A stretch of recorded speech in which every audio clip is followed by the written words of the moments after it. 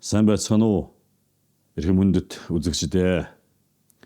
За Монголын үндэсний соён гэгэрүүлэгч телевизийг үзэн суугаа. Монголынхаа нийт үзэгчд та бүхнийхээ энэ өдрийн амар амгаланг айлтхан мэдчилье. За өнөөдрийн та бүхэнтэйгээ ярилцах, та бүхэнд ярих сэдв бол Монгол хүн мал ахуйтайгаа харьцах соёл. За монголчууд бид бол эрт дээр үеэс олон зуун мянганы тэртегээс энэ бурхан тэнгэрээс бэлгэлсэн гэмээр 5% малтайгаа шүтэн барилгатай. За монголчуудын энэ 5% мал тэгш дөрвөн улиралда 5% малаа буянт малаа маллах энэ соёлыг бол монголчууд төдийгүй дэлхийн хүн төрлөختөн багтан шагшдаг альч цаг үед. Одоо бол нэлээд бас суурин иргэншил рүү дийлэнх олонх нь хэлбишэд байгаа боловч жинхэнэ Монголын нэр нөлөө, Монголын суу алдар, монголчууд бидний энд оршин гол утга учир бол яг нь тэр хөдөө тэгш дөрвөн улиралда тархан суурьшсан бэлчээрийн мал аж ахуй юм. За бэлчээрийн мал аж ахуйг монголчууд бид өөрсдөө хончилж хариулна гэж ярьдаг. Өдөр болгон дагахтаа дагаж, дурандахтаа дурандаж, алсыг харж дөрвөн улиралдаа тааруулж хариулах нь ёстой нөгөө малчин хүний мянган мэргэжлийн эзэн гэдэг тэнд оршиж байгаа. Цаашид энэ малчин мэргэжил улам их үн цэнд хүрнэ.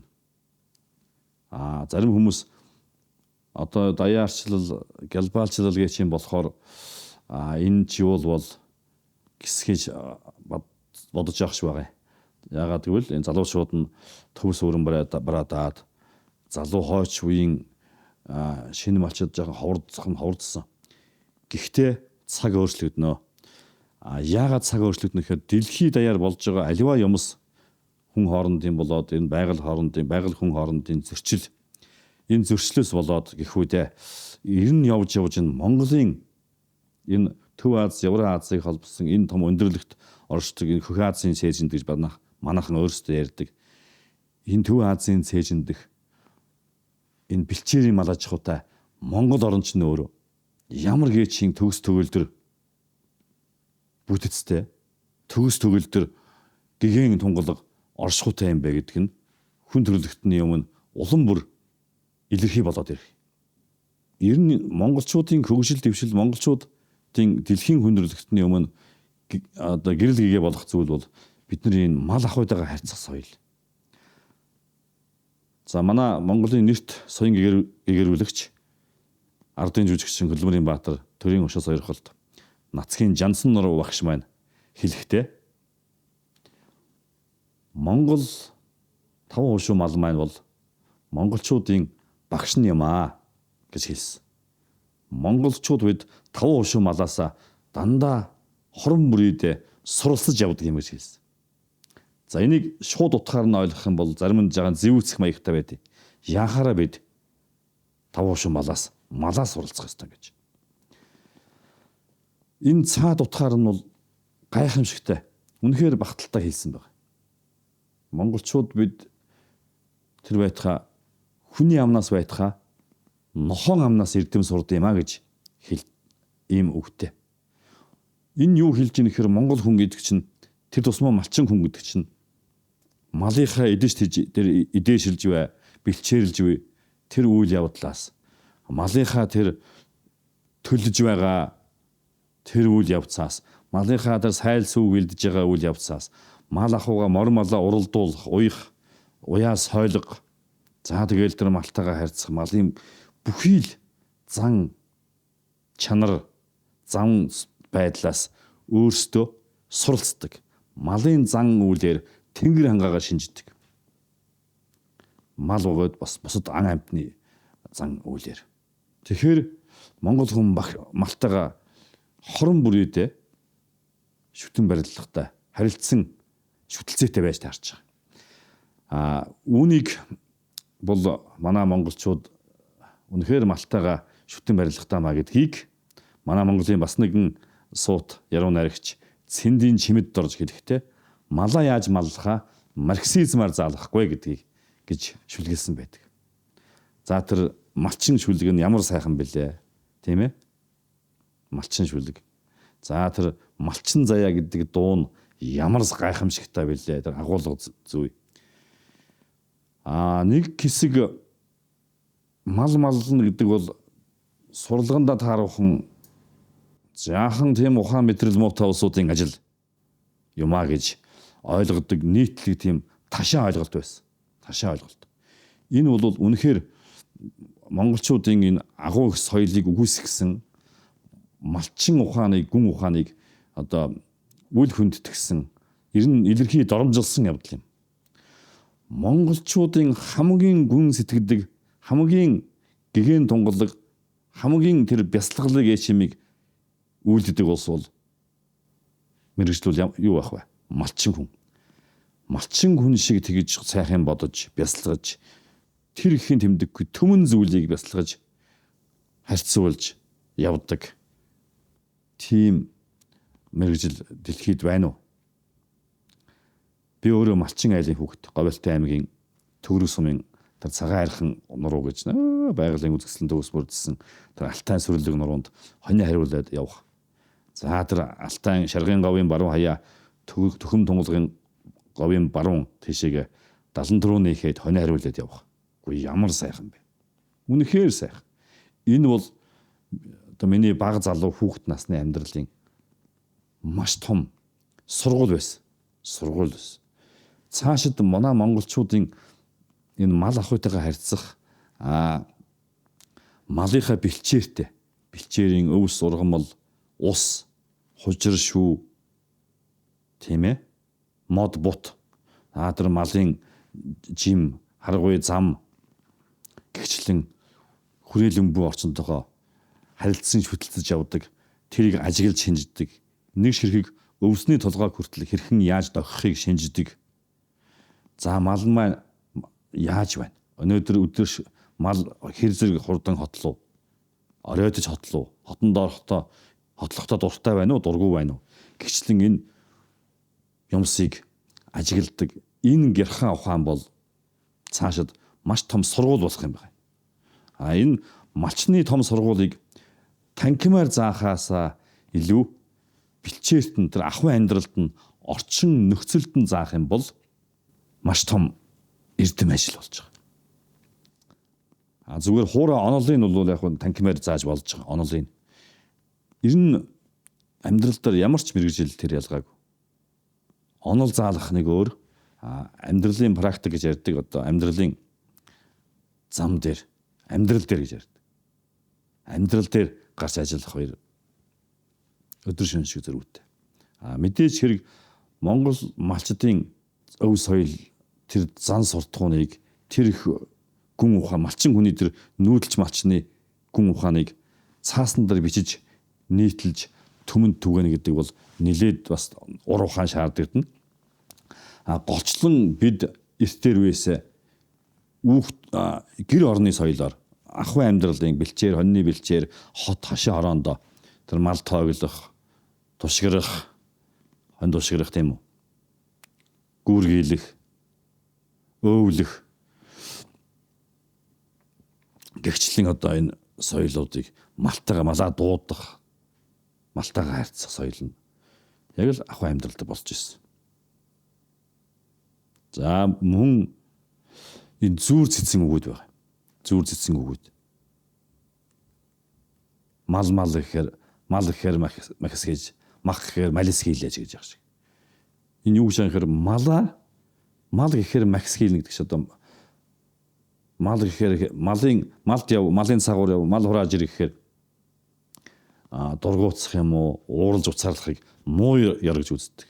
Мах иддэг нь үнэн бид. Монгол хүн махгүй бол одоо хэд тонох вэ? Тийм үү? Ялангуяа Монгол утгатай. Тэгэхэд мах идэх дуртай мөртлөө малынхаа соёлыг мэдэх дургүй, малтайгаа зүүтэй харьцах дургүй хүн бол Ялангуяа мал ширүүн хүн бол ширүүн хүнийг манай малчид манай монголчууд ирнэ зэгсэн ад үздэг, дургуутдаг. Дургуутсахаас чаргагүй. Мал зодддаг, малыг харааж зүхдэг, чулуугаар нүүлгдэг, хөл гарын хууг цогтдаг, нүдийн сохолдог тийм хүн байдаг. Малд их бүдүүлэг ширүүн харьцдаг.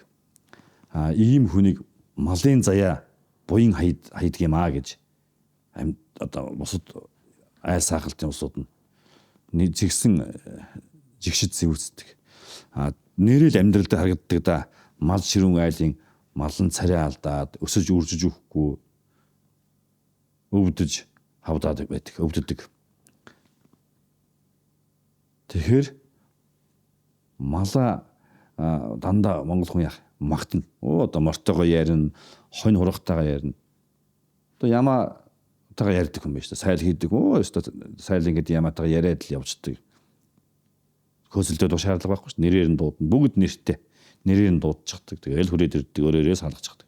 Тэгэл яваад өгдөг. Өөр хүн хөөсөлдөхөр, өөр хүн салгах гэхээр гүцэд дутаагаад өгчихдэг.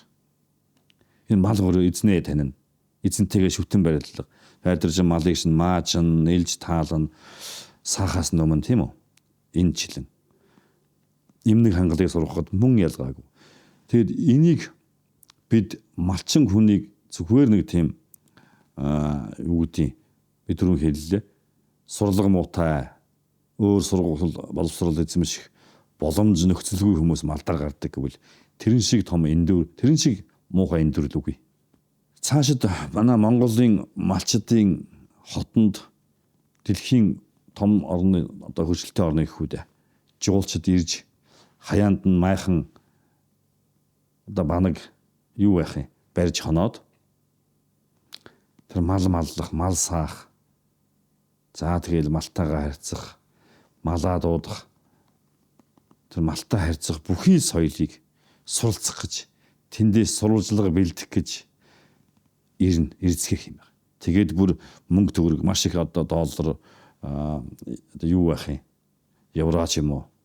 Одоо дэлхийн үнэт валютыг өгөөд өөрсдөө тэр малчин мэрэгжлийг тэр цаад гүн ухаан нь юу байна гэдгийг танин мэдэх гэж маш олон зуулчид манайхыг зорж ирэх юм биш үү тамина.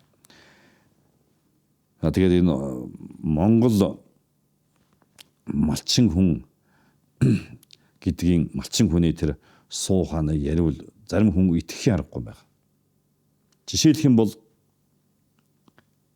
манай ээж, манай эмээ хөгшээж нэгдлийн төлөх одоо социалист нийгэм шүү дээ. 550, 600 толгой малтай байсан. Төлөх мал. Тэднийг нэг өрсөлдөн таньдаг байсан. Нэг өрсөлдөн таньдаг, нэг хонь алга болоход л зүсээр нь танд үйлдэх байсан. Манай хотноос захтныг явж байгаа л нэг хонь алга байна, хоёр хонь алга байна. Нэрээр нь хэлдэг. Тэрний цийн цусаг тийм тэдэн он тент гарч ирсэн англи ярьдаг. Тэр байтхаа ба штэ. 4 адуучин хүн 500 адуутай байж бод. 400 ч юм уу. 500 адууны 4-5-20 2000 туурайг ялгадаг. Тийм одоо гэрхаа ухаанд. Одоо нутг тэгдэг штэ. Манай энэ дээд замаар, дунд замаар шиг гэдэг юм уу. Нэг морьтой хүн хоошоо явчихлаа. Баруун хоошоо тийшээ явчихлаа шүү. Тэгээд одоо хийм бол гэсэн дурандаа танигдсангүй. Тэгээд очоод мөрийг хартал доржгаан баг хүрэн морны мөр байна лээ. Тэгэхээр баг хүрэн гэхээр их хүрэн, дунд хүрэн гэж 3 хүрэн мөр байна уу, тийм үү? 4 хэдэн ч хүрэн мөр байж болно. Тэдний баг хүрэн морны мөр гэж байгаа. Тэгэхээр их бусдынх нь мөрийг таньдаг байх нь байна. Тэр 10-20 адуутай байна уу, дээр хэдэн адуутай байна. Тэдний адууны мөрийг хүртэл, морины мөрийг. Тэгээд бас яадаг вэхээр унаж яваа хүний анживал нилээд гайлгуулах шаналтай явсан байна. Тэгээ бодоход тэр доржгоо өөрөө болов. Залуучууд нь хүүхдүүд нь унаад явахдаа яах нь вэ? Дахиулаа чагшуулаад жаахан ширүү явах нь байна. Газрын шороог өмцөм ингээд явах нь байна. За тэр байтгаач нарийн юм байх шүү. Аах хөгш тэр доржгоо өөрөө бас дахиад явсан байж болно. Гэвч доржийн морь эргүүлэх, морь унаж товолцол алхуулах тийм үү? Шогшуулах, хатиргуулах, жороолуулах, дахих, таврах гэдэг маш олон морины олон явдал, морь тэмээний маш олон явдал. Тэр нь өөр байх нь байна. Хүн унааг өөр ундаг. Мөн төмөр хөлөгч ялгаагүй шүү дээ. Хүний машин унахад эвгүй байдаг үст. Мотоциклийг унахад хүний унаа унахад эвгүй гарт орж өгөхгүй байдаг. Тэрнтэй ялгаагүй хүний морь унахад бас тийм. Тэгэхээр монголчууд бидний тэр сууха юмыг ажиглах шинжхэн ухаан гэж ямар агуу юм бэ? Гайхамшигтай байгаа биз? Тэгээ энэ сууханыг би өөрөө энэ тонмол оршихуй хэмээх номондоо бичиж оруулсан байдаг. Эхний тонмол оршихуй 1-р дэвтрийг бол Говьлтай аймгийн Дэлгэр сумын угуул Ахмад өв судлаач Хорол сүрэнгийн Иван сан гэдэг хүнтэй хамтарч бичсэн, төрөвсөн. Хоёр дахь дэвтрээ бол би өөрөө дааж бичсэн. Монгол ёс заншил энэ ахуйн соёлуудыг энэ танин мэдхүүгээр бичсэн маш хэрэгтэй ном байна. Тэр номон дээр хөдөө ахуй болоод энэ зүн бэлэг, дом соёл бүх юм байгаа. Эхний дэвтэр дээр бол мал ахуйтайгаа харьцах соёл их орсон. Хоёр дахь доорч орсон. Энэ малтай харьцах соёлыг цаанаа дахиад бичих юм бол маш их юм байна. Энэ бол зүгээр нэг хэдэн ботном бичээд дуустдаг юм биш. Миний хувьд яагаад тэрийг хуучин уламжилт соёлоор нь гэрийн нөхцөл тийм үү хонь малны бэлчээр, хонь адууны бэлчээрийн тэр зарчмаар гэх юм уу да уламжилт ёсоор нь сурахгүйгээр заавал цааснаар буулгасан байвал хойч үе, залуу үе маань цаг хугацаа, орон зайнаас үл хамааран энэ номыг унших ёстой. Малчин байх эсэх нь хамаагүй. Яагаад гэвэл бид өөрсдөө Монгол улс дэлхийд хосгүй байгаль, цаг уурын, жир бусын үзэгдэлтэй тэгш төрөн үйлрэлтэй дэлхийд байхгүй. Тэгш төрөн үйлрэлтэй. За тэгш төрөн үйлрэлтэй тааруулсан тэгш дөрвөн өөр нутаг бэлчээртэй. Өөрийн зан суртахуунтай тэрэндээ таарсан. Ийм учраас энийг яваанда залуу хойч маань ирээдүйн Монголын эзэд маань уншиж дэлхийд таниулах.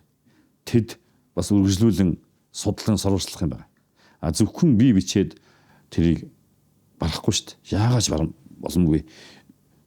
Би Говьлтай аймгийн хүн Баруун аймгийг дийлэнх нь мэднэ. Энэ Зүүн аймаг, Говийн аймаг, Хангайн бүс, Хойд урд Говийн бүс. Энэ нутгийн тэр мал ахуйтайгаа харьцах тэр малын зан үйлээр тэнгэр хангаа шинжих. За бас энэ бас ёс заншлуудыг төдийлөн бүгдийг багтааныг бол тэр худлаа. Яагаад худлаа юм гэхээр монголчуудын энэ эрдэм бол далайн ус шиг ариун баян. Ариун яндашгүй гэсэн үг. Газрын үндэс шиг баян. Газрын үндэс шиг баян. Тэнгэрийн одод шиг улам бүр түгэн дэлгэрдэг ийм гайхалтай юм байна. Дамаа энэ мал ахуйтай харьцах соёл. Тэгээ монголчууд бид малын эзэнтэйгээ малгай нь толгойтойгоо адилхан гэж ярьдаг. Энэ юу гэж яах юм гэхээр айлын мал өөр ингэсэн зан арын шинтэй байдаг. Яг эзэнтэйгээ адилхан байдаг. Нарийн ажиглал шүү дээ. Бусад хүмүүс бол ажиглаж чадах. Жирийн улсууд малладаггүй. За зарим малчин хүн ч гэсэн анзаардаг байна шүү. Маллаад аж төрж байгаа хэрнээ айлын малны зан төрхийг айлын малны үржил шим тэр онцлог шинжүүдийг ялгадгүй хүн бас байгаа. Орчин үеийн малчид бол яг одоо муулж байгаа юм биш. Ер нь ахмадуудаасаа тэр сайхан өв соёлыг авч үлдсэн эсэх нь нэг эргэлзээтэй байгаа шүү. Нилээд анзаарсан. Нилээд олон бас малчид авч өвлсөн байна. Түүний хүүхдүүдэд хэлж явах хэрэгтэй. Хойч үедээ хэлэх хэрэгтэй. Малчин заяага Монгол хүн малчин заяага дандаа өндөрт өргөж явах хэрэгтэй. Малчин удамаа таслах юм бол тэр өв дээдсээс хэдэн мянганда өвлж ирсэн тэр заяад тавиланд нь гим сууж магадгүй шүү. За би бол бас ихээс тавуулаа бид нар бүгдээрээ малчин заяага төр орхичлоо. Би эргээд малчин болно гэсэн бодолтой байгаа. Хинцэнээс ихэр одоо дөнгөж 50 орчим настай байна. 60 нэлээд гараад тэгээд энэ бол энэ урлагч нь би өөрөө дуучин хүн, бас Монгол өв соёл судлаач, зохиолч. Ийм хүн учраас төв суурин газар бас аж төрөх нь надад амьдралын хэв гэхүүдээ одоо хүрээлэн боорчондоо яг энэ зах зээлийн үедээ ч гэх юм уу да эндээ илүү амьдрах аж төрөх нь ойрхон юм л да. Тэгээд мэдээж хэрэг бүх юм хугацаатай. Бүх юм хэмжээтэй учраас нэг нас жаахан хэвийгээд ирэхээр дуусах болчих шүү дээ. Тэгээ мал дараа гарч. Энэ бол миний маллах бол миний маш том мэргэжил. Дэлхийд хосгүй мэргэжил эзэмшсэндээ би их багталтай явдаг. Маш их бахархдаг. Малын хажууд мал дагаж яваа хүн бол нэг бадрангүй байдаг шүү дээ. Гэхдээ би малчин хүн шүү дээ гэдэг. Явганч бай, мортой унаатай ач бай, тэмээ мал унсан ч бай. Ер нь мал тууж явах, мал эргүүлж явах бол хүнд нэг тийм ер бусын аз жаргалыг мэдрүүлдэг шүү дээ. Гайхалтай. Гэхдээ манай зарим малчид бас малчдын хүүхдүүд гэх юм уу малтай зарим үед зуны улиралдаа ч юм уу харьцдаг хүмүүс маллахыг зүгээр нэг тийм хурааж хөөж туух хашгиж гуайхчиж хөөгийг хэлдэг юм шиг андуурдаг. Мал гэдэг бол яг хүнтэй харьцаж байгаа юм шиг харьцдаг. Мал нэг бүрчлэнгийн идэж тэжээлийн анзаарах ёстой. Монголын нэрт малчин Хөдөлмөрийн Баатар Намхааны Баатар гэж байсан. Завхан аймгийн Сонгон сумын харьяат 1980-ад оны үед мандаж явсан хүн шүү дээ. Тэр хүн хэлсэн мал нэг бүрийн идэж тэжээлийг хэд гიშгээд хэд хазж байна. Хэд хазаад хэд гიშгэж байна гэдгийг анзаардаг гэж. Энэ бол маш нарийн шинжлэх ухаан. Орчин цагийн шинжлэх ухаан бол 500 орчим жилийн түүхтэй. Гэтэл монголчуудын олж тогтоосон шинжлэх ухаан анзаарсан шинжлэх ухаан бол хэдэн мянгантай дүүх шүү. Дүүн. Тэгэхээр та бидний өв дээдс энэ агуу суу бэлэгт монголчуудын энэ маллах соёл гэдэг бол үгээр хэлж үсгээр зурхын аргагүй юм байна. За зөвхөн авраг малчид тийм ээ улсын аймгийн сайн сумын авраг малчид эднэр л сайн малчин юм бусд нь муу малчин юм гэж ойлгох нь нэлээд нийтлэг байгаад байх шиг байна. За мэдээж нэг талдаа тийм үгэл тийм яхахгүй мөн. Гэвч улс аймгийн авраг малчин болоогүй, сумын авраг малчин ч болоогүй. Атлаа гайхалтай ёс зүйтэй гярхай ажигч малч ухаантай малчид зөндөө байдаг. Дээр үед ч байсан, одоо ч байна, хойч үед ч бас байх болов. Тэд яантгүй гэхээр тэр нэр нүүр одоо нэр хүнд хөөсөлдөд юухгүй ч гэдэг юм уу. Гэхдээ тэр авраг болцсон улсууд нэр хүнд хөөсөндөө биш шүү дээ. Энэ монголчуудын энэ ярианы сэдв бусдад юм ойлгуулах гэж байгаа яриа хөөрөөний өн гайсыг бид ялгаж салгаж ойлгодог байх хэрэгтэй. Тэгэхээр юу гэсэн үг гэвэл авраг малчин болсон жинхэнэ малчин бусд нь муу малчин гэж байгаа юм биш. Авраг малчин болж амжаагүй нэр төрхөөгөөгүй өнөөдөл нэр төрхөөдсөн гэж бүгдийг хавтгааруулж ойлгох бас биш. За бас нэр төрхөөс нь байдаг л байх. Хөвөөнч байдаг л байх. Энэ цаашид Монгол хүн малтайгаа харьцах энэ соёлыг нилээд бид нар нэлийн зэгсэн судлан сурвалжлах шаардлагатай болж таарч байгаа. Энэ бол цаг хугацаа аяндаа нэхнэ. Яагаад гэвэл цаанаас нь дэлхийн хүн төрөлхтөн манайхыг танин мэдчихэд байна шүү дээ. Та нар энийг судлаад өгөөч, бидэнд тайлбарлаад өгөөч. Энэ ямар учиртай юм бэ? Жишээлх юм бол энэ манай мал, Батмын дэм мал даваа сүрэнгийн малтаа нийлчээд шүн нь бусаад ирдэг зарим нь. Эсвэл зарим нь нийлэнгүүтээ цааш нь нэвт гараад явчихдаг. Тэгтэл ч одоо зарим дээр үеийн малчин хүн айлд малын мах идэж ягаад энэ тэднийхний малын мах гэсэн гэж байгаа шүү дээ. Тим гэрхаа. Амтаар мэддэг. Тэгж ярих юм бол бүр манай хөгшин ээж айлын мал одоо уюусод юм уу ядраад хөгшөөд өгсөн уюусод гангар зууруу өгсөн малын ясыг энэ тэднийхний л мал болов гэж таньж байсан. Манай нутгийн одоо гэрхаа хөгшүүд одоо миний номон дээр байгаа да харьяа дүүрдэг тавилан гэдэг номон дээр халзаадаа гэдэг өгүүлэг дээр гардаг.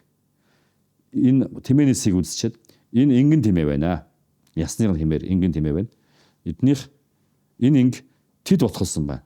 Тав ботголсон байна гэж хэлсэн. Тав ботголсон гэхээр яг жил өнжиж ботголдог шүү дээ. Тэгээд ингэж одоо гэрхаа ухаанаар мэдэж ин гэсэн үг. Монгол суу ухаан агуу байгаа биз? Үнэхээр агуу. За энэ малчин мэргэжлийг малчин суу ухааныг энэ мэтлэн яриад хэдэн өдөр хэдэн жил сараар яриад дуусчихгүй юм байна. Ингээд өнөөдрийн энэ хөө нэвтрүүлгийг өндөрлөе. Соён гэгэрүүлэгч телевизийг үзэн суугаа. Эрхэм хүндэт, үзэгчид, за малчид, хөдөлмөрчид та бүхэндээ сайн сайхан бүхний ерөөл өргөе.